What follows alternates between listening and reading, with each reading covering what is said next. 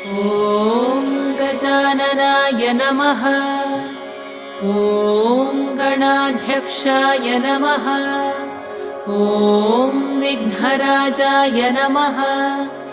ॐ विनायकाय नमः। ॐ द्वैमातुराय नमः। ॐ सुमुखाय नमः। ॐ प्रमुखाय नमः। ॐ सन्मुखाय नमः।